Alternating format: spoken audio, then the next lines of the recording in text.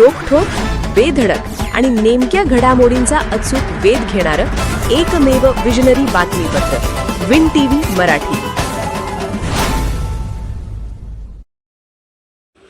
New Karanje येथे डंपरची दुचाकीला जोरदार धडक, 14 वर्षीय मुलगा गंभीर, एक जखमी.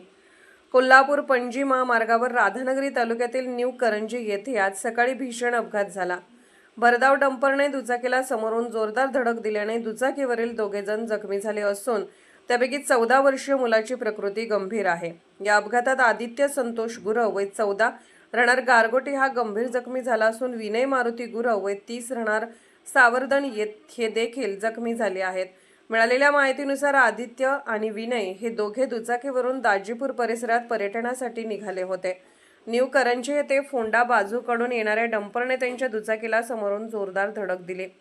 धडक इतकी भीषण होती की दोघेही रस्त्यावर फेकले गेले आणि गंभीर जखमी झाले. अपघात होताच स्थानिक नागरिक, वाहन चालक आणि प्रवाशांनी तातडीने मदतीसाठी धाव घेत जखमींना राधानगरी ग्रामीण रुग्णालयात दाखल केले. प्राथमिक उपचारानंतर आदित्य गुरव यांची प्रकृती चिंताजनक असल्याचे डॉक्टरांनी सांगितले. त्यामुळे त्यांना पुढील उपचारासाठी तातडीने कोल्हापूर येथील CPR रुग्णालयात हलवण्यात आले. तर विनय गुरव यांच्यावर राधानगरी ग्रामीण रुग्णालयात उपचार सुरू आहेत. अपघाताची माहिती मिळताच जखमींचे नातेवाईक आणि ग्रामस्थांनी रुग्णालयात मोठी गर्दी केली. गंभीर जखमी असलेल्या आदित्यच्या प्रकृतीमुळे कुटुंबियांमध्ये चिंतेचे वातावरण असून परिसरात हळहळ व्यक्त होत आहे. दरम्यान या अपघाताची नोंद संबंधित पोलीस ठाण्यात करण्यात आली असून अपघाताचे नेमके कारण आणि डंपर चालकाची जबाबदारी याबाबत पोलीस अधिक तपास करत आहेत.